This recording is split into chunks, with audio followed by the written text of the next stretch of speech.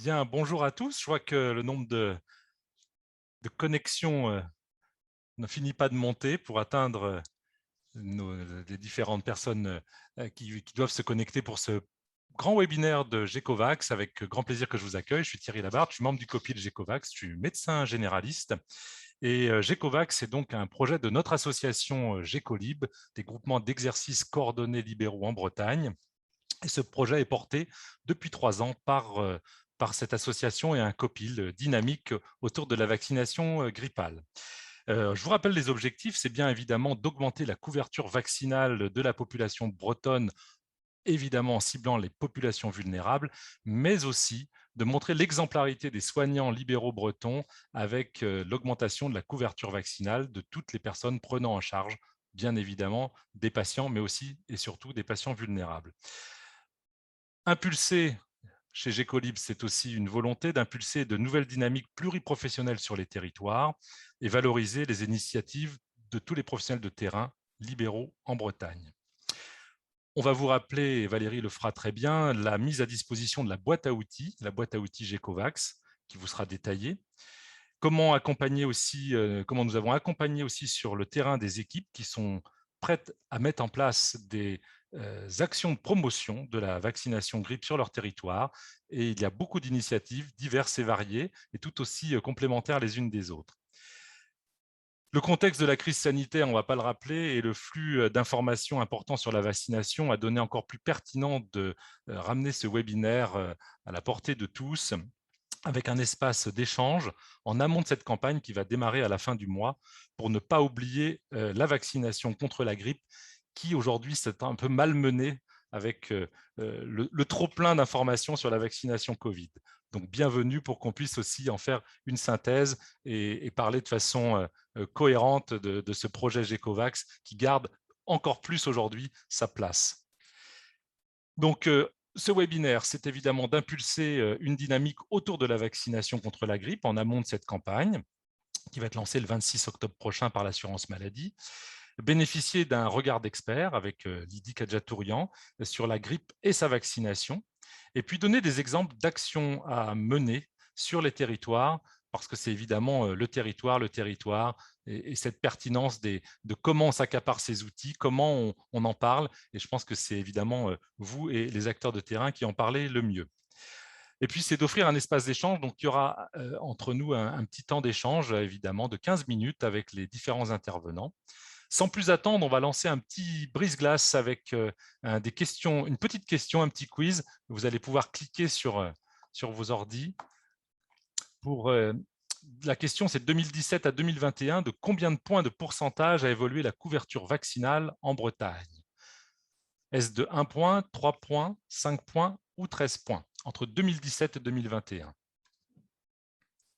Allez, à vous de jouer.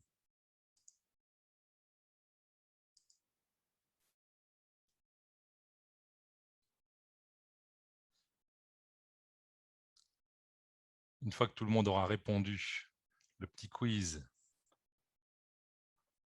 va disparaître et nous amener la réponse.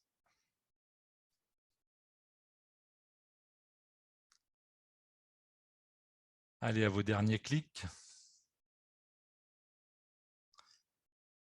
Alors, la couverture vaccinale en Bretagne. Alors, les réponses, 3 points, 5 points et 13 points. Eh bien, c'est bien 13 points, vous aviez raison. C'est une belle progression entre 2017 et 2021, la dernière campagne, avec les chiffres qu'on vous rappelle ici, 2016 à 2017, 48,7% de la population bretonne vaccinée, et avec un très beau score pour l'hiver dernier, 2020-2021, de 61,4%, qui place une fois de plus, alors que la moyenne française était de 55,8% l'année dernière, la région Bretagne toujours en tête des régions qui vaccinent contre la grippe. La couverture vaccinale des professionnels de santé reste aussi un des enjeux de GECOVAX, et on échangera justement avec Lydie Kadjatourian sur la couverture des professionnels de santé en établissement et les couvertures de santé des différentes professions qui exercent en ville, avec de grandes disparités, mais aussi des explications et pourquoi certains plus que d'autres, et avec quelques difficultés pour certains de se faire vacciner. On en reparlera tous ensemble si vous le voulez bien. Donc, sans plus attendre, je vais vous présenter les différents intervenants. Alors, la grippe saisonnière, pourquoi se faire vacciner? Nous remercions de façon très chaleureuse la présence et l'accompagnement permanent sur le Copil-Gecovax de Lydie Kadjatourian, qui est infectiologue et responsable du centre de vaccination de Quimper, dans le Finistère. Ensuite viendra la parole à ma collègue et consoeur Valérie Bertrand, infirmière libérale dans le 56, qui est évidemment une membre très active du Copil-Gecovax, qui nous présentera les différents outils. Et puis, pour revenir au terrain, Cyril Lepage, qui est infirmier libéral, président de l'association ASSO-SB à Saint-Brieuc, nous présentera une action pluripro autour des outils proposés par Gecovax.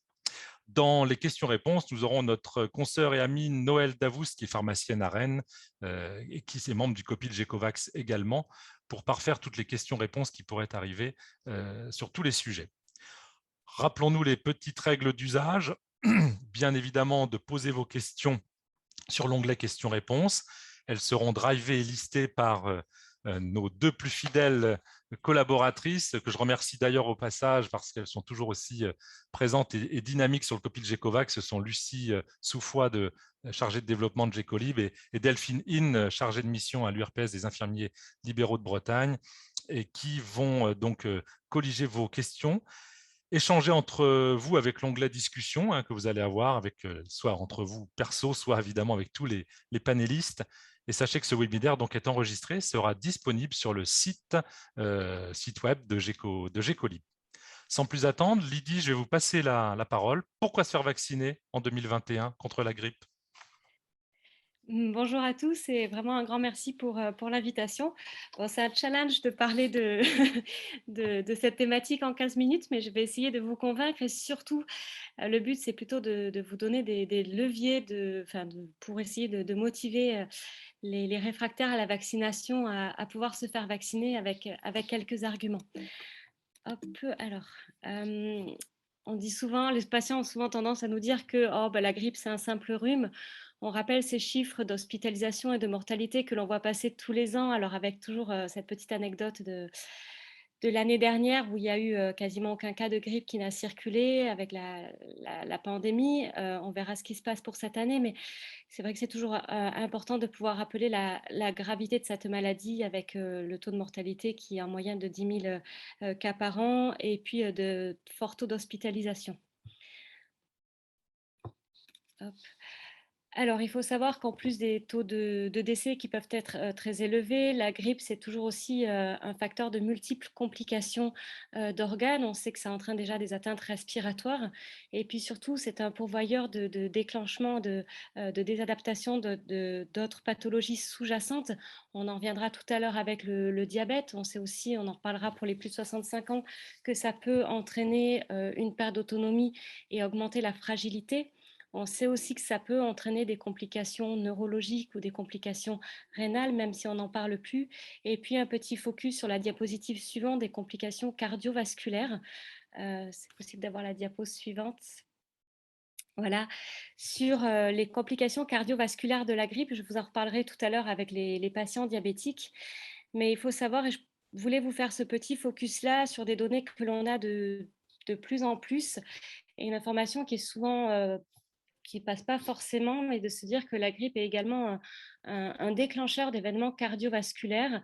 Et on sait que ça entraîne des infarctus du myocarde et des accidents vasculaires cérébraux, entre autres, avec différents mécanismes qui peuvent être expliqués. Donc, je ne vais pas rentrer dans la physiopathologie, mais voilà, c'est encore une fois de plus rappeler ce que l'on sait déjà, c'est que la grippe, c'est grave, et c'est pour ça qu'on tente à vacciner, quelle que soit l'efficacité vaccinale des vaccins que l'on a aujourd'hui, et c'est d'essayer de gagner ces 30-40% d'efficacité vaccinale qui ne sont pas négligeables en 2021.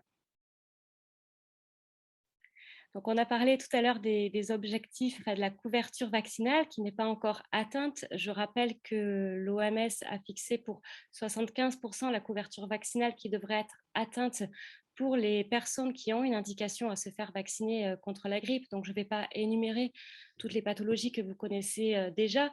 Déjà, la première chose, c'est l'âge, puisqu'on a fixé la barre à 65 ans. Donc, vous voyez que même si ces dernières années, on voit la couverture vaccinale augmenter, et puis surtout l'an dernier, en lien avec la pandémie, on a vu un rebond de couverture vaccinale. Elle reste clairement insuffisante. Et puis, bien évidemment, elle reste très insuffisante chez les personnes de moins de 65 ans qui ont des facteurs de risque et qui ont une indication à se faire vacciner. Et c'est sur cette population que je vous parlerai un petit peu. Je ne pourrais pas aborder toutes les pathologies en 15 minutes, mais sur certains profils de patients, c'est comment on peut essayer de les convaincre et quelle population en convaincre en priorité.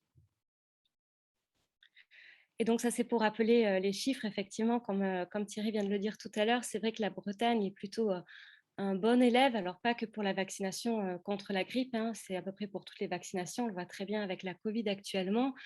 Donc on était les meilleurs élèves pour la vaccination des plus de 65 ans. Reste encore des efforts à faire pour la vaccination des moins de 65 ans, même si on reste clairement au-dessus des chiffres nationaux.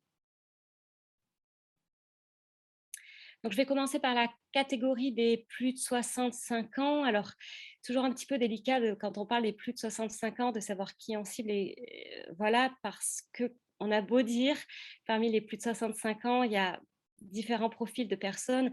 Et je pense que vous le voyez très bien dans votre population, enfin, dans votre patientèle actuelle. Il y a des joyeux retraités qui sont en très bonne santé. Et puis, on a aussi les plus de 80 ans qui sont très fragiles, institutionnalisés. On ne peut pas dire qu'on parte avec les mêmes risques. Quoi qu'il en soit, je voulais juste vous parler de 2 études, très jolies études françaises, hein, qui ont évalué un petit peu l'impact de la grippe chez nos personnes de plus de 65 ans, Fardeau Grippe, et un groupe de gériatres français sur les pratiques d'usage en gériatrie et en gérontologie. Donc une étude faite en 2016-2017. On voit très bien l'impact de la grippe sur l'hospitalisation des plus de 65 ans et qui se majore clairement chez ces personnes de cette tranche d'âge-là. Les complications dont je vous ai parlé tout à l'heure avec les décompensations d'organes qui concerneront un patient sur 2 qui fait la grippe à plus de 65 ans. Les réanimations, alors ce chiffre ne veut pas dire grand-chose parce qu'on sait que les personnes âgées ne vont pas toujours en réanimation. Par contre, une notion qui est très importante pour moi en tant qu'infectiologue, c'est de rappeler que qui dit grippe dit souvent surinfection et donc dit usage d'antibiotiques et qu'on n'arrive pas encore à le prouver actuellement parce qu'on n'a pas d'études qui nous permettent de le faire, mais que probablement vacciner les personnes diminue la consommation d'antibiotiques. Et puis, on sait que les personnes vulnérables de plus de 65 ans, quand elles font la grippe, peuvent, au-delà de la mortalité, perdre de leur autonomie. Il y a souvent des contextes de réhospitalisation. Donc ça, c'est toujours des choses que l'on connaît, mais c'est bien de les réexpliquer aux personnes de plus de 65 ans qui rechignent à se faire vacciner.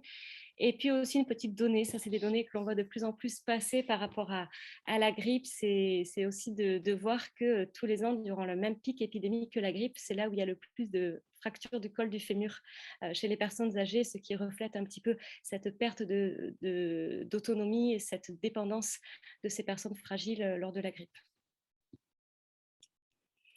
Alors pourquoi cette année, on a vraiment envie de proposer la vaccination aux plus de 65 ans? C'est l'arrivée, je pense que certains d'entre vous ont entendu parler du vaccin Influenza, qui est le vaccin haute dose de vaccin contre la grippe. Donc en gros, c'est quasiment les mêmes vaccins que l'on a actuellement, des vaccins inertes, inactivés, qui contiennent depuis quelques années 4 souches de grippe.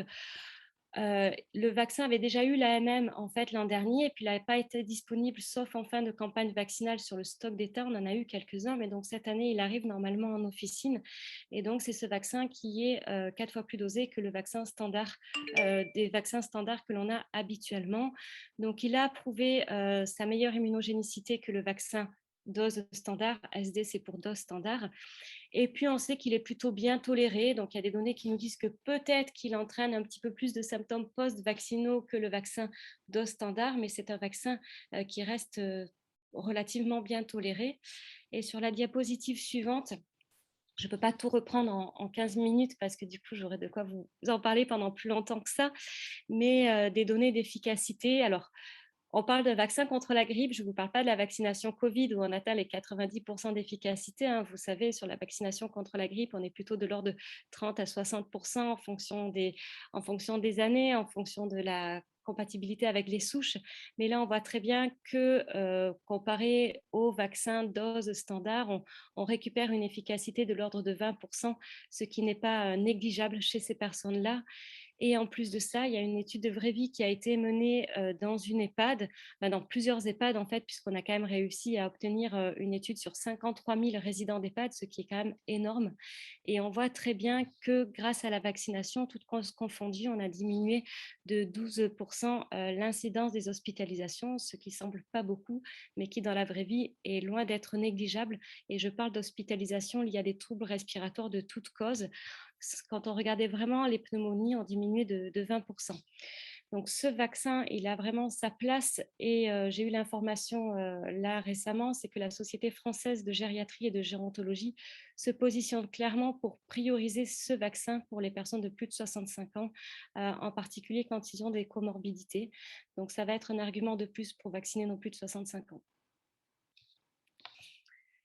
Ensuite, donc là, on passe un petit peu d'une autre population et je vous parlais de ces fameux moins de 65 ans avec des facteurs de risque. Une population que l'on oublie régulièrement, et là, vraiment, je prends un petit peu de temps pour vous en parler, c'est par rapport à la vaccination des femmes enceintes. La couverture vaccinale, elle est catastrophique chez les femmes enceintes, elle est de moins de 10% en France. Euh, à cause de plein de raisons. On sait qu'en France, on a beaucoup de réticences par rapport à la vaccination, parce qu'aussi très peu de personnes, très peu de professionnels de santé abordent la vaccination contre la grippe chez les femmes enceintes. Or, l'enjeu, il est majeur parce qu'une femme enceinte, c'est du 3 en 1. C'est la femme enceinte avec ses modifications physiopathologiques en lien avec sa grossesse, le fœtus qu'elle porte et également l'enfant à venir. Donc la vacciner, c'est protéger ces trois personnes-là. On sait que la grippe, ça peut être grave chez les femmes enceintes, en particulier lors du dernier trimestre et en particulier lorsqu'elles ont des facteurs de risque prédisposants, le diabète, le surpoids, l'asthme. Donc c'est des personnes qui sont vraiment très vulnérables. On sait qu'une maman qui fait la grippe va avoir un impact sur le fœtus avec des risques de mort fœtale, de naissance prématurée et de petits poids de naissance. Et on sait également que les enfants qui naissent d'une mère qui a fait la grippe finissent plus fréquemment à l'hôpital. Or, il ne faut pas oublier que la vaccination, elle est contre-indiquée chez les moins de 6 mois, donc on ne peut pas protéger un nouveau-né contre la grippe, et que le meilleur moyen de le protéger, c'est de lui donner les anticorps de la maman. Donc en vaccinant la maman, on protège le nouveau-né. Et c'est la diapo suivante d'une immense étude. Alors, je suis désolée, la diapositive a sauté, mais c'est une très grande étude en fait qui a poolé 3 études faites dans 3 pays différents où on recense plus de 10 000 femmes vaccinées ou pas. En fait, on a comparé des femmes vaccinées ou pas. Et d'une part, cette étude nous confirme l'efficacité vaccinale, que ce soit chez la maman, avec une efficacité vaccinale de 30-35%, donc qui est vraiment superposable à l'efficacité de la population générale, et puis surtout l'efficacité vaccinale obtenue chez le nouveau-né. Et ce que vous ne voyez pas, c'est qu'en fait, la vaccination protège surtout le nouveau-né à la naissance. Et puis cette étude d'une aussi grande envergure nous permet aussi de savoir et de confirmer qu'il n'y a aucun risque pour la maman et pour le fœtus de se faire vacciner pendant la grossesse. Et encore une dernière information, c'est que l'Académie nationale de médecine plaide vraiment en faveur de vacciner toutes les femmes enceintes contre la grippe. Donc voilà, vraiment, j'insiste, je pense que c'est à tout le monde d'intervenir et de sensibiliser les femmes enceintes à la vaccination, et on espère que la vaccination Covid aura eu un impact sur cette population. Je reviens sur un sujet plus classique qui est le diabète. Donc, pareil, je ne vais pas revenir sur les chiffres. On sait que le diabète est un facteur de risque de grippe grave avec des hospitalisations, des décompensations, des complications et puis une mortalité qui est élevée. Et sur la diapositive suivante, on a clairement des preuves d'une efficacité de la vaccination chez les personnes diabétiques, où il y a vraiment un gain sur la mortalité toute cause et sur les hospitalisations en lien avec la grippe ou des pneumopathies associées. Donc de grandes études qui ont été faites, je ne vais pas rentrer dans les détails. Et puis, je reviens sur cette notion dont je vous parlais tout à l'heure de complications cardiovasculaires. On sait que les diabétiques ont des forts risques de complications vasculaires, et on sait que la grippe va favoriser donc, ces déclenchements de manifestations cardiovasculaires.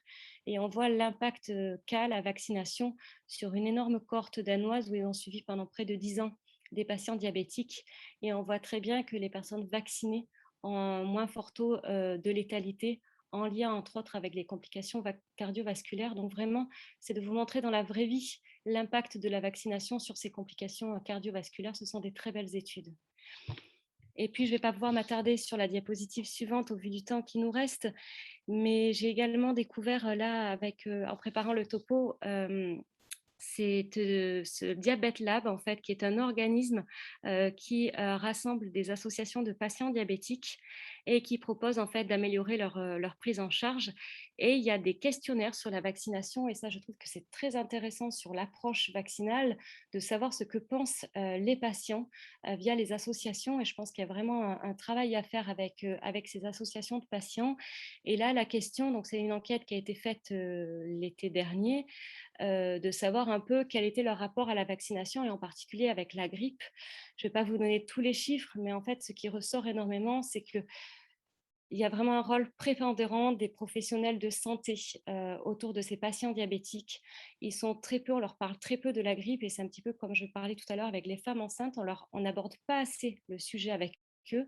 Et ceux qui ont un rôle prépondérant à jouer, ce sont avant tout les professionnels libéraux et les infirmiers et les pharmaciens qui ont un rôle vraiment prépondérant dans l'approche et la proposition de la vaccination, et ça doit passer par tout le monde. Et puis un sujet qui me tient un petit peu à cœur, parce que c'est quelque chose qu'on a un petit peu abordé avec la Covid, et ça permet de faire le lien, c'est la vaccination des patients en surcharge pondérale. Et je crois que c'est un gros problème qu'il va falloir qu'on aborde ensemble, à savoir comment on va pouvoir optimiser la vaccination chez ces personnes-là. Donc on sait depuis plusieurs années maintenant que la grippe l'obésité est un facteur de risque de grippe grave. Et en fait, ce n'est pas forcément que en lien avec la surcharge pondérale qui va avoir une activité un peu restrictive au niveau respiratoire. En fait, l'obésité, avec toutes les modifications métaboliques, va avoir un impact sur la réponse immunitaire qui n'est plus vraiment adaptée. Et on se rend compte que concernant la grippe, les personnes obèses vont diminuer la clairance virale et gardent le virus plus longtemps qu'une personne non obèse. Et on sait qu'ils ont une moins bonne réponse vaccinale. On estime qu'en France, on est à peu près à 8 millions de personnes qui sont en surcharge pondérale, et ces chiffres tendent à augmenter clairement. Et le problème, c'est que ce sont aussi des populations généralement un peu plus précaires, avec une difficulté d'accès à la vaccination, on le sait, et puis qu'ils ont souvent une association à d'autres facteurs de risque de grippe grave. Il faut savoir que ces personnes-là ne sont pas ciblées pour la plupart du temps, dans plus de 90%, par une ALD. Et donc, ça veut dire que ces personnes-là ne reçoivent pas les bons de CPAM. Et puis, un gros problème en lien avec l'obésité, c'est que l'obésité, on la voit, mais on n'en parle pas. C'est toujours très délicat d'aborder et de dire à un patient, avec votre poids, ça serait quand même bien de se faire vacciner. C'est encore un sujet un peu tabou. Et je pense qu'il faudra trouver des moyens pour favoriser l'accès à la vaccination sans faire de discrimination pour ces personnes en surcharge pondérale. Et puis, c'est bien beau d'essayer d'œuvrer vis-à-vis de nos patients, mais encore faut-il que nous soyons vaccinés, professionnels de santé. Nous sommes là pour donner l'exemple, et malheureusement, on ne le donne pas assez bien. Et ça, c'est une enquête qui avait été faite par Santé publique France concernant la vaccination des professionnels de santé. C'est une enquête qui a été nationale dans plein d'établissements de santé. Donc, et là, on voit que la couverture vaccinale est clairement insuffisante, même si la Bretagne reste un bon élève. Ça reste des chiffres qui sont totalement insuffisants, et donc c'est dur de convaincre un patient quand il vous dit qu'en face, il a son médecin ou son infirmière ou sa pharmacienne qui ne lui a pas parlé, ou qui lui a dit que ça ne servait pas à grand-chose de se faire vacciner contre la grippe. On pêche à ce niveau-là, et là, il y a aussi encore beaucoup de travail à faire. Donc pour terminer, un mot pour vous dire que quelle sera l'épidémie cette année, je n'en sais rien. Est-ce qui s'est passé l'an dernier? Est-ce que la vaccination Covid va nous aider? On n'en sait rien, mais nous sommes les acteurs de cette vaccination et de cette campagne contre la grippe. Donc c'est à nous tous de continuer à essayer de la promouvoir, à donner tous les bons arguments. Je vous rappelle que la l'HAS nous autorise à faire la co-vaccination grippe et Covid en même temps, ce qui va être une occasion de leur proposer la vaccination antigrippale en même temps que le rappel, de parler des maladies et des facteurs de risque et de la gravité des co-infections. Donc, je vais m'arrêter là, et puis je reste disponible pour les questions s'il y en a. Un grand merci Lydie pour se dérouler et qui, évidemment, on pourrait prendre une soirée tellement c'est riche et très intéressant. Sans plus attendre, vu qu'on a dit que je vous autorise à poser les uns et les autres vos questions au fur et à mesure des déroulés pour que Delphine et Lucie puissent les synthétiser. Sans plus attendre, je vais passer la parole à Valérie Bertrand, qui est donc infirmière libérale et membre du COPIL GECOVAX, qui va nous parler de la boîte à outils GECOVAX. À toi, Valérie. Merci Thierry. Donc, bonjour à tous. Donc, effectivement, la boîte à outils, c'est tout d'abord un courrier pluripro des 8 URPS qui portent le projet et qui encourage l'exemplarité des soignants dont on vient de parler. Ensuite, une nouveauté cette année avec l'affiche GECOVAX, où vous pouvez indiquer vos permanences ou les modalités de prise de rendez-vous. Voilà, pour continuer, le flyer idées reçues qui est mis à jour tous les ans afin de répondre de façon argumentée et sourcée aux hésitants. Voilà, plus que aux gens qui sont contre. Moi, personnellement, je garde mon énergie pour les hésitants et cette fiche est vraiment très, très bien faite. Ensuite, la fiche repère de l'assurance maladie, donc qui reprend les personnes pour qui la vaccination est recommandée ainsi qu'à l'entourage, les personnes pour qui le bon doit être édité par un professionnel de santé, les bénéficiaires de la gratuité du vaccin. Par rapport à l'édition des bons, sachez que vous allez sur votre Amélie Pro, vous cliquez sur imprimer, commander les imprimés et ensuite vous téléchargez le bon et pensez à l'imprimer ou à le faire imprimer pour vos remplaçants, puisque seuls les professionnels conventionnés reçoivent le bon directement de l'assurance maladie. Donc ensuite, le mémo qui fait quoi de l'assurance maladie, donc qui reprend qui peut vacciner, qui peut prescrire et pour qui peut éditer le bon et quels sont les professionnels qui reçoivent un bon. Et pour finir, le fameux badge « Je me vaccine, je vous protège » que je porte aujourd'hui. Et pour rappel, cette boîte à outils, si vous ne l'avez pas encore commandée, vous pouvez le faire jusqu'à ce soir minuit. Écoute, chère Valérie, je crois que c'est très clair et je pense que cette boîte à outils, elle est magique. Je pense que Lydie l'a rappelé, 75%, ce serait le chiffre qu'il faudrait atteindre. Nous en sommes, même si nous sommes bons, un petit cocorico en Bretagne, mais on peut faire mieux. Et je pense que c'est vraiment toute la pluriprofessionnalité des différents acteurs utilisant cet outil qui va pouvoir tendre à justement améliorer ces cibles et à pouvoir convaincre, comme tu le dis, les hésitants. Cyril Lepage, infirmier donc et président de l'association Asso SB à Saint-Brieuc dans les Côtes-d'Armor. Est-ce que Bonjour. Bonjour à Est-ce que toi et vous merci. m'entendez bien? Oui, très bien. D'accord. Donc bonjour à tous. Alors je suis désolé, je suis sur mon téléphone, donc j'espère, si jamais il y a des micro-coupures, c'est que quelqu'un tente de me joindre, donc je réapparaîtrai le plus rapidement possible. Donc moi je suis président de l'association ASSO-SB, c'est une association qu'on a créée avec les professionnels de santé du secteur ouest de Saint-Brieuc. Donc c'est un secteur qui représente à peu près un bassin de population de 15 000 personnes.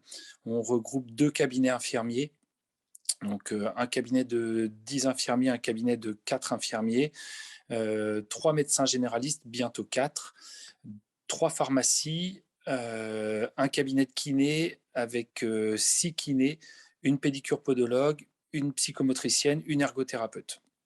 Donc nous travaillons tous dans nos cabinets respectifs, mais donc nous sommes regroupés au sein de cette association. Le projet est né à la base pour déjà commencer par se connaître tous sur le secteur et pouvoir communiquer plus facilement. Ensuite, nous avons commencé à mettre en place des rencontres sur différents thèmes, notamment nous avons commencé sur le diabète, puis un thème de plaie et cicatrisation. Et le projet GECOVAX est arrivé parce que quand nous avons commencé à nous réunir, via cette association, on a fait appel à GECO pour nous accompagner, pour comprendre un petit peu comment on pouvait formaliser notre association.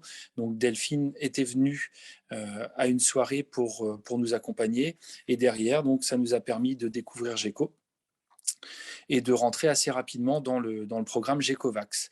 Les 2 premières années, c'était uniquement par la commande de la boîte à outils, qu'on distribuait aux uns et aux autres.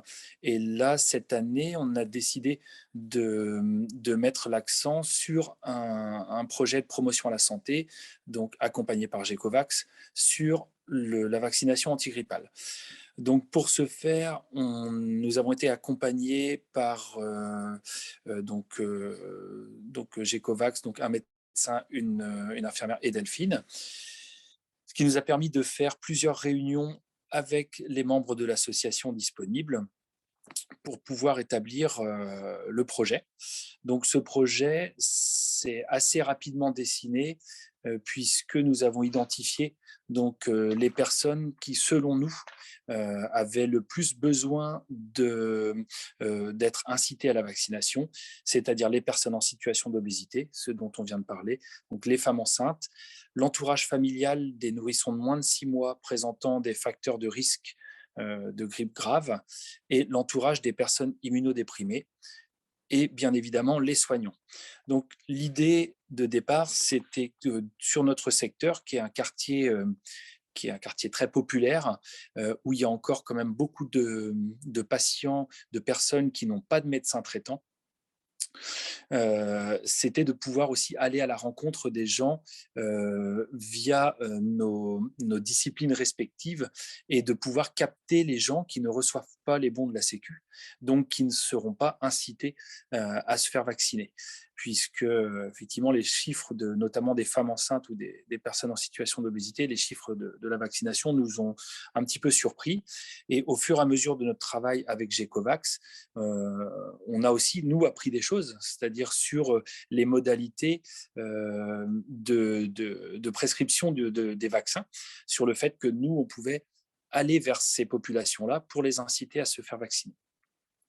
Donc, on a ciblé les personnes qui ne reçoivent pas de bons. Et là, donc, cette année, on a essayé nous-mêmes de développer certains outils. Donc, on a créé une fiche mémo qu'on a distribuée à tous les professionnels, qui permettent de rappeler les catégories de population ciblées par l'action. On a édité pour l'instant 200 bons de vaccination vierges. L'idée étant, quand on arrive à capter un patient éligible, c'est directement de lui donner un bon de vaccination, pour que l'action soit concrète. Et ça va nous permettre en plus de pouvoir comptabiliser le nombre de bons de vaccination distribués. Alors, on aura peut-être des difficultés parce qu'on ne sera pas sûr que tous les bons de vaccination aient pu engendrer une vaccination, mais en tout cas, on aura une idée sur le nombre de personnes que nous avons essayé d'atteindre, on va dire.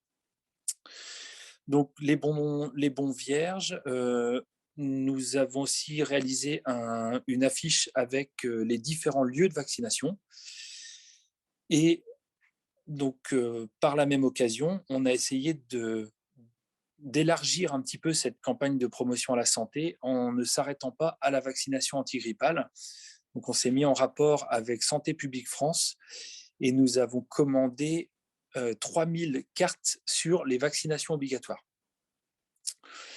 Là encore, étant donné qu'on est dans un quartier populaire, on se rend compte, nous, via les patients que nous prenons en charge suite à des problèmes traumataux, que ces patients-là arrivent dans nos cabinets pour faire des soins.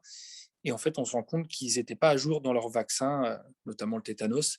Donc, ça nous a donné cette idée. C'est pendant la campagne de vaccination antigrippale, on va diffuser à grande échelle des cartes pour que les patients puissent se poser la question, à savoir, est-ce qu'on est à jour dans la vaccination obligatoire? Ça va pouvoir engendrer des discussions, soit avec leurs infirmiers, avec leurs pharmaciens ou avec leurs médecins. Donc, faire un petit point là-dessus. Donc, en plus, nous avons commandé et distribué aux différents professionnels de l'association des affiches sur le respect des gestes barrières, les vaccinations obligatoires et une incitation à la vaccination antigrippale.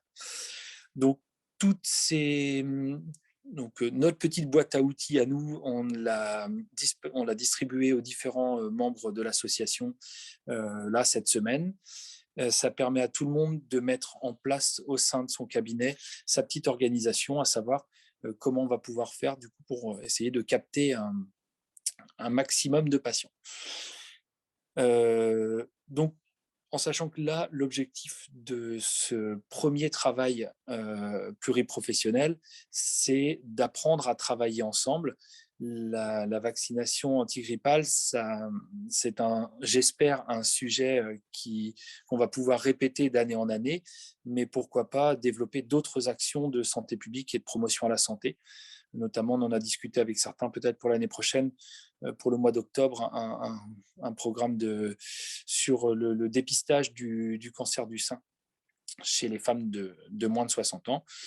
Donc, on verra. En tout cas, là, pour l'instant, on initie des projets au niveau de notre association pour pouvoir avancer localement et puis pouvoir peut-être à un moment donné, si une initiative voit le jour sur le secteur de CPTS, en sachant que sur les Côtes d'Armor, enfin sur le secteur en tout cas proche de nous, il y a 2 CPTS qui voient le jour, donc sur le secteur de Saint-Alban et sur le secteur de Binic. Ça va nous permettre, ça va arriver à un moment donné sur Saint-Brieuc, ça nous permettra aussi de pouvoir, d'avoir pu s'essayer à ce genre de programme. Cyril, écoute, grand merci. Je crois que c'est vraiment très intéressant de voir comment des collègues de terrain s'accaparent ces outils qui ont vu une vue et qui sont nés et qui ont vu le jour au sein du COPIL GECOVAX, dont je remercie d'ailleurs tous les participants. Moi, j'admire aussi le côté associatif parce qu'on voit bien que quels que soient les professionnels de santé dans GECO, c'est bien évidemment la pluridisciplinarité qui fait la richesse aussi de ces réponses en prévention, que ce soit les kinés, les chirurgiens-dentistes, les orthoptistes, orthophonistes, sages-femmes et les professions qu'on a déjà citées, pharmaciens, infirmiers, médecins, je dirais, oui. Et donc, je crois que l'association reste un bon terrain de jeu pour effectivement utiliser GECOVAX. Sans plus attendre, vu qu'on est toujours dans le timing, on avait dit qu'il nous reste une bonne vingtaine de minutes pour les échanges, donc c'est avec grand plaisir que je vais essayer de répondre aux premières questions sur la boîte à outils qu'on a commandée. Oui, vous l'avez commandée et bravo et merci. Donc, elle va être réceptionnée avec les routages à partir du 25 jusqu'à peu près au 29 octobre. Et pour ceux qui n'ont pas encore commandé, Delphine vient de mettre dans le chat et la discussion le lien. Mais vous pouvez bien évidemment retrouver ce lien pour les commander, comme l'a rappelé Valérie, jusqu'à ce soir sur le site Gécolib. Voilà. Alors, peut-être pour Lydie, est-ce que tu peux répondre comment sélectionner les patients de plus de 65 ans pour le vaccin Influelda?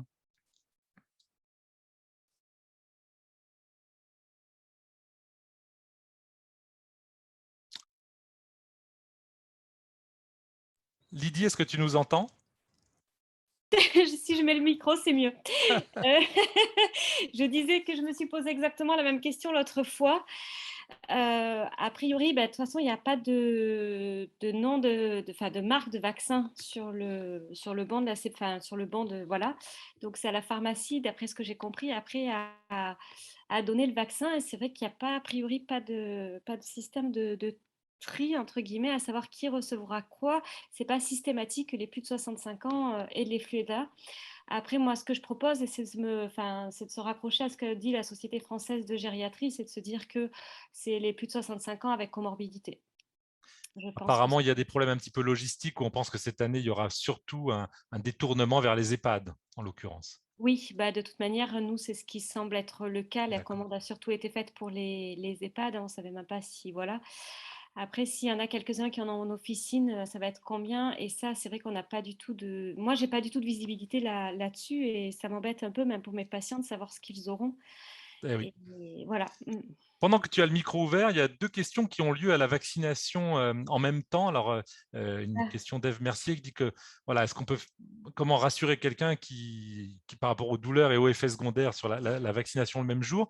Et puis une collègue pharmacien qui nous dit, hem, le délai de 15 jours entre les 2 vaccins, je crois qu'il a sauté avec une dernière recommandation de la haute autorité qui dit qu'on peut faire sans aucun délai, les 2 c'est ça. vaccins et d'autres vaccins d'ailleurs. Tout à fait. Alors pour ce qui est une question de la tolérance, hein, nous on l'a pas mal de nos soignants chez qui on va commencer là les rappels, bah, c'est de savoir comment se sont passées les 2 premières doses en fait de vaccin Covid clairement parce que la troisième dose, les effets sont à peu près similaires à la deuxième dose de ce qu'on voit dans la littérature et ce que les gens commencent à rapporter. Donc si les doses de vaccin Covid se sont bien passées et que le vaccin contre la grippe annuellement se passe plutôt bien, bah, on peut y aller et après, voilà, c'est toujours pareil de prendre du paracétamol s'il y a des symptômes. Si vraiment les gens rechignent, que la première dose de vaccin, enfin, les doses de vaccin Covid ne se sont pas très très bien passées, dans ce cas-là, on dit bah, on fait de manière décalée et parce qu'en plus de ça, on peut le faire puisqu'on a le droit maintenant de plus respecter ce délai de 15 jours. Donc voilà, libre à chacun de faire selon le timing, mais il faut surtout rassurer les gens et leur dire que c'est pas grave, ça passe. Eh ben, écoute, grand merci. Moi, je voulais profiter de notre collègue pharmacien, notre collègue Noël Davoust. Est-ce que Noël, toi, tu as des informations sur les dispos là, de ce nouveau vaccin et comment vous, pharmaciens, vous pensez pouvoir l'utiliser ou est-ce qu'il est déjà fléché, vu ce que met une collègue avec peu de disponibilité dans les officines pour cette année? Alors, c'est vrai que la priorité est donnée aux EHPAD, on est clair. Moi, je n'ai pas référencé ce vaccin au sein de mon officine. C'est vrai qu'en tant que pharmacien, nous avons la compétence de prescrire et donc de choix. Mon choix préférentiel se fera sur eh bien, ceux dont je dispose en grande quantité, avec d'ailleurs, je vais dire, une commande qui a été réévaluée pour éviter la pénurie. Donc, c'est les vaccins classiques qui sont tétravalents. Donc je ne peux pas en dire plus, si ce n'est que, bon, il y a une différence de coût.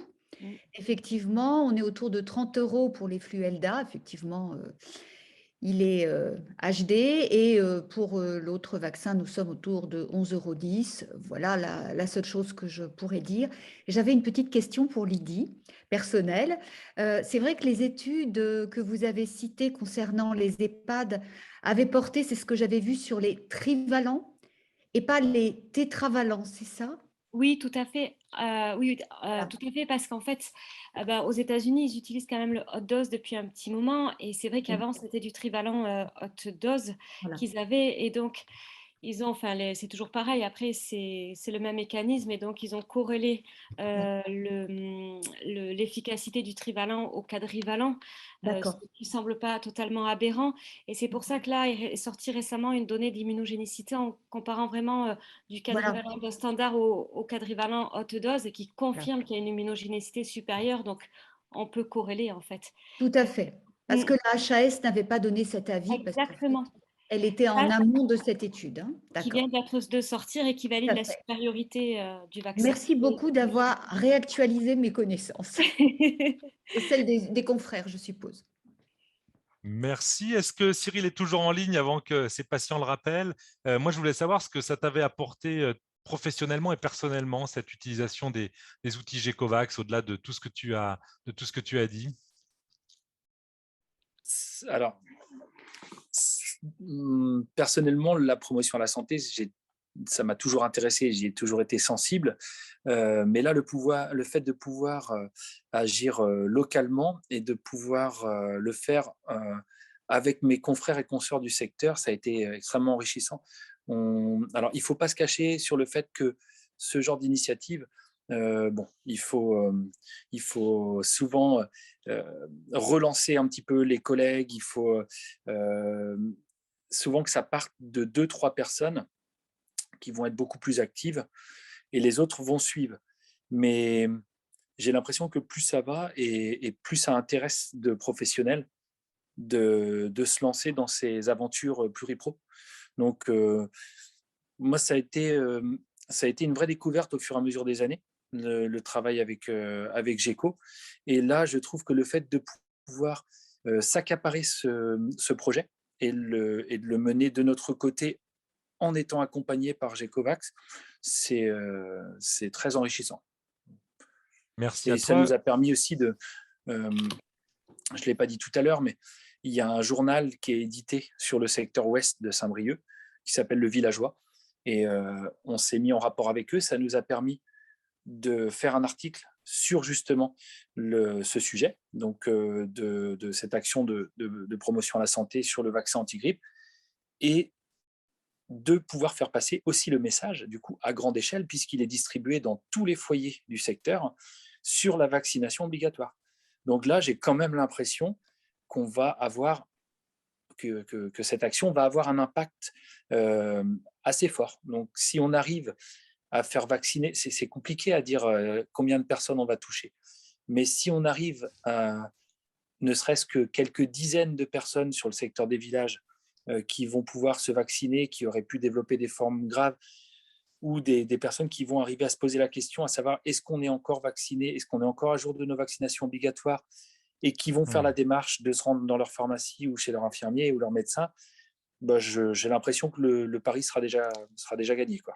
Eh ben, formidable. Justement, alors moi, j'en profite parce que c'est vrai que sur notre association, je me mets en tant que pro de santé associatif aussi, où on a fait des affiches. Mais on a également, tu l'as dit, là, contacté nous la Gazette qui passe souvent au mois de novembre. Donc, profitez-en pour faire des photos de votre… Si vous vous retrouvez un soir pour une réunion, faites-vous vacciner avec quelques vaccins et quelques badges, et puis donnez quelques photos à la Gazette de la commune. Et je pense que c'est une vraie valeur d'exemplarité de montrer que tous les professionnels, de voir le dentiste, le biologiste, le pharmacien, la sage-femme, le médecin, l'infirmier, etc., qui sont en train de se vacciner les uns les autres. C'est un vrai pouvoir de valorisation de l'exemplarité des soignants. On fait ce qu'on dit, mais on dit ce qu'on fait, mais on fait ce qu'on dit aussi. Alors moi, je veux savoir sur ton équipe, comment a été accueilli justement ce beau badge là que nous portons, je me vaccine, je vous protège, et comment les patients l'ont accueilli quand ils le voient porter. Écoute, je te dirais que, alors je ne sais pas si tout le monde le met, on l'a distribué. Je ne sais pas si tout le monde le met au quotidien, mais écoute, ça a au moins le mérite pour les patients qui le remarquent de pouvoir aborder ce sujet, parce que quand on le porte sur notre journée de travail habituelle, donc où on n'est pas forcément, on va faire des pansements, des injections, des prises de sang. Ça permet toujours de pouvoir aborder le sujet. Donc, c'est toujours ce côté-là qui est intéressant. Bah, écoute, super. Donc, je vous engage à le porter, ce petit badge, parce qu'il fait causer, comme on dit. Il fait Et ce causer qui et est il formidable, déclenche. c'est qu'il ne fait pas de trous dans les vêtements en plus. Et ça, c'est vraiment remarquable. Ah, on sent la fashion victime. Bah, écoute, merci beaucoup pour cet bel exemple sur on voit bien aussi le côté très régional, évidemment, et que donc vous allez pouvoir utiliser ces outils très prochainement. Je vois Eric Van Melkebeek, mon comparse et notre collègue pédiatre du COPIL Gecovax, qui dit qu'on doit l'indiquer sur le bon. Mais évidemment, c'est là où je vous enjoins de vous rapprocher quand même de vos associations et de vos collègues pharmaciens du territoire, parce qu'on voit bien que s'il y a peu de commandes ou peu de disponibilité, ça peut aussi mettre en difficulté le pharmacien. Peut-être qu'il faut noter les flux LDA si vous le voulez pour un patient évidemment fragile que vous repérez, mais peut-être mettre en option si non disponible, parce qu'on sait que très bien, c'est les bruits qui courent que le fléchage vers les EHPAD va faire qu'il sera un peu difficile de l'utiliser cette année avec pléthore dans les officines. Donc, effectivement, on peut noter, mais peut-être mettre en option un deuxième choix, ce qui mettra nos collègues pharmaciens de ne pas les mettre dans la difficulté s'ils ne peuvent l'obtenir cette année. Tout à fait. Juste Thierry, pour préciser, bon nombre de patients viennent spontanément se faire vacciner à l'officine avec le bon qu'ils ont reçu et pour le coup ne passent pas forcément par la case médecin. Donc pour cela, c'est nous qui avons la main en fonction de nos disponibilités et on fera le maximum en suivant la prescription, bien sûr, médicale, si elle a été faite en ce sens. Comme l'a dit Cyril, et il rappelait aussi Noël, c'est je pense vraiment aussi la complémentarité des vaccinateurs, que ce soit les sages-femmes, les médecins, les pharmaciens, les infirmiers. Je pense que de flécher effectivement sur les affiches Gecovax des permanences ou des moments plus opportuns pour l'organisation de chacun, permanence infirmière, temps dédié dans les pharmacies, voilà, et de repérer tous les vaccinateurs sur la commune, c'est vraiment quelque chose de très pertinent. Ça permet aux gens de voir aussi la la complémentarité des professions. Et je rappelle aussi quand même que nos collègues qui ont vraiment un pouvoir majeur, c'est tous les gens qui voient des patients qu'on ne voit peut-être pas beaucoup ou pas tant que ça. C'est nos collègues kinés qui voient aussi en rééducation de façon très chronique des patients à haut risque en kiné respiratoire, par exemple, et d'avoir un discours avec l'usage justement du vrai-faux et que le badge porté peut déclencher justement des discussions et que le rôle de prévention de la santé, il n'appartient évidemment pas à l'un ou l'une des professions, mais bien évidemment à tous. Nos collègues orthophonistes, depuis cette année, vont enfin avoir un bon de prescription, car Lydie l'a rappelé, plus les gens sont jeunes, moins ils ont évidemment conscience de la gravité pour eux-mêmes ou pour leur entourage. Mais évidemment, nous, dans notre rôle de soignant, on sait très bien que les symptômes de grippe qui n'apparaissent qu'au bout souvent de 48 heures nous rendent contagieux les 48 heures précédentes et que, évidemment, une orthophoniste s'occupant, par exemple, d'un patient avec des séquelles d'AVC ou un kiné s'occupant effectivement de rééducation bronchique sous un mucoviscidosique a tout intérêt, bien évidemment, aussi à se vacciner. Est-ce que Lydie, tu voulais rajouter quelque chose sur des choses qu'il n'y a pas Juste, de… excuse-moi, je Pardon. voulais juste reprendre la parole sur ce que tu viens de dire par rapport au kiné. On a la chance d'avoir sur le secteur un kiné qui fait quasiment exclusivement des prises en charge pédia, donc qui a des bébés entre 0 et 6 mois. Donc là, clairement, on compte sur lui pour donc pouvoir inciter à la vaccination. L'ergothérapeute voit pas mal de femmes enceintes. Donc là, c'est pareil, ça va pouvoir… on espère vraiment que justement cette complémentarité et ce côté pluriprofessionnel, on compte pas mal sur les kinés, donc kiné-ergo. Donc on verra si ça fonctionne. Tu as dit des mots tout à l'heure comme CPTS ou évidemment exercices coordonnés labellisés. C'est vrai que les financements permettent aussi sûrement de rémunérer des acteurs qui sont dans la prévention, mais pas forcément dans l'acte vaccinal.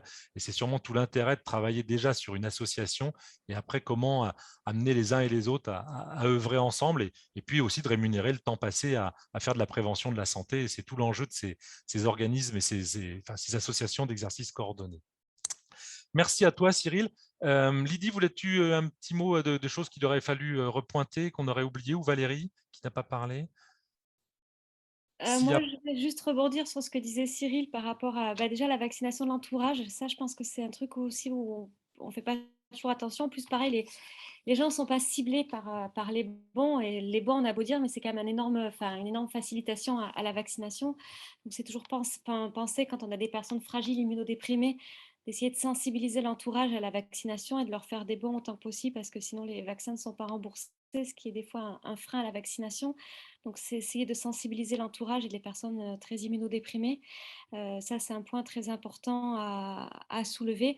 Et puis, toujours quand on propose un vaccin, c'est comme ce qui a été dit tout à l'heure, c'est on propose un vaccin et on pose toujours la question et vous êtes à jour de tout le reste, le pneumocoque, le DTP, et c'est toujours l'occasion d'une mise à jour. Donc, toutes les occasions sont bonnes pour vacciner. Merci à tous, merci à toutes. D'abord, Mélanie qui vient de nous poser une question. Plus de délai entre grippe et Covid, non. Et plus de délai entre Covid et autres vaccins, non plus. Effectivement, c'est la dernière sortie de la haute autorité du début de semaine qui permet, voilà, parce que c'est vrai que beaucoup de vaccins se font encore en centre pour la Covid et que du coup, dans les centres, ils ne vaccinent pas enfin, ils ne sont pas forcément organisés pour vacciner contre la grippe le même jour.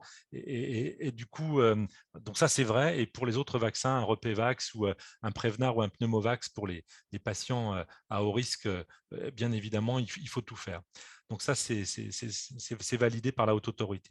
Merci en tout cas, moi vraiment, je vous remercie tous pour votre intervention. Les outils GECOVAX sont vraiment, et c'est une joie de les voir utilisés sur le terrain. Moi, ce que je retiens, c'est quand même que la pluridisciplinarité et de s'accaparer ces outils et de valoriser l'exemplarité des soignants que nous sommes tous, c'est vraiment un enjeu et une force. Je crois que la Covid a amené aussi les gens à mieux se connaître, à mieux appréhender des organisations un peu de guerre ou d'urgence. Et maintenant, le projet GECOVAX, on voit qu'il a envie de mûrir. Lydie le rappelait sur les autres vaccinations, Cyril l'a dit aussi. Mais on voit bien que certains commencent à se dire, mais pourquoi on ne ferait pas de la communication GECOVAX sur l'HPV ou sur le rappel coqueluche important pour l'entourage des jeunes nourrissons et voilà, l'entourage des jeunes nourrissons. Oui, donc GECOVAX a vertu à évoluer encore et toujours, mais aujourd'hui, c'est donc la vaccination grippale qui est notre enjeu. On avait choisi ce sujet parce que la grippe, c'est c'est un temps relativement court, mais on voit bien qu'elle ouvre un pan de jeu très important et qui renvoie aussi à nos professions, à leur rôle d'éducation de la santé et la confiance aussi que nous donnent les patients. Donc, les mots-clés, c'est évidemment aller vers les personnes à risque et leur entourage. Et je pense que les différents exemples qu'on vous a cités sont vraiment très intéressants. L'organisation dans les territoires de proximité, je crois qu'il n'y a plus à se le dire, c'est vraiment ça tout l'intérêt de ces outils et que les choses pondues d'en haut mais non utilisées sont vouées à l'échec. Et là, de voir ces outils commandés, utilisés, appropriés avec d'autres innovations, je crois que c'est vraiment une chance. Moi, je voudrais communiquer quand même sur GECO, qui est vraiment un petit faible pour mon cœur. C'est aussi la newsletter qui est vraiment très intéressante, où si vous avez des idées, des choses à proposer, remontez-les à Lucie Soufoy, en l'occurrence, ou à Contact GECOLIB, pour pouvoir peut-être amener aussi des idées comment vous avez utilisé cette boîte à outils. Et la newsletter est vraiment un lien entre nous tous sur des innovations et des actions pertinentes sur le terrain. Je vous invite évidemment à vous inscrire et je crois que Lucie ou Delphine nous a renvoyé le petit lien d'inscription à la newsletter. Donc, commandez la boîte à outils que vous a présentée Valérie et qu'utilise Cyril avec toute son équipe jusqu'à ce soir. Hein. Le lien a été mis dans le chat et vous l'avez sur le beau et nouveau site GECOLIB qui est vraiment un très bel outil aussi d'information. Adhérer à l'association, bien évidemment, parce que la petite adhésion vous permet d'accéder à bon nombre d'informations et beaucoup de soutien aussi de la part de l'équipe. Partagez-nous vos initiatives sur les territoires afin qu'on les partage le plus largement possible. Je crois que les libéraux bretons ont vraiment la main aujourd'hui pour faire de la Bretagne la première région. Le 75%, waouh! À nous d'y arriver collectivement, que ce soit dans les établissements et en ville. Et je crois qu'aujourd'hui, les virus n'ayant pas de frontières, à nous de montrer la pertinence de notre système, de nos accords et de notre collégialité. Je remercie bien évidemment Lydie Kadjatourian qui a vraiment œuvré pour ce webinaire et qui nous a ramené une synthèse magnifique. Je pense qu'on aura d'autres soirées avec des thématiques vaccinales à proposer. Merci vraiment Lydie. Merci à toi Valérie, toujours aussi présente et qui a ramené la voix des infirmiers sur aussi cette genèse de GECOVAX et ce joli badge qu'on porte tous fièrement. Et merci aussi à tous les membres du COPIL GECOVAX, parce que je ne les oublie pas, Claude Feillant, Eric, Maryse Gareno, Noël qui est là présente, Valérie, et puis l'équipe organisatrice. Je remercie évidemment nos partenaires, hein, le financement de tous ces outils à un coût. Le groupe Pasteur Mutualité, notamment Fabienne Mignot d'Auvergne, qui œuvre et qui, dans les établissements et en ville, pour faire connaître les outils et le sacré badge et le financement de ce badge. On remercie le groupe Pasteur et tout particulièrement Fabienne qui nous accompagne depuis 3 ans. Et puis la direction institutionnelle régionale avec Francine Pitois pour le groupe Sanofi qui met aussi à disposition des fonds avec un partenariat pour justement pouvoir éditer tous ces outils. On remerciera bien évidemment toutes les unions régionales qui montrent tout l'intérêt sur la promotion de la vaccination grippe de toutes les professions en Bretagne. Et je crois que le Covid nous a montré qu'ensemble, on pouvait faire aussi plein de choses et de façon assez simple.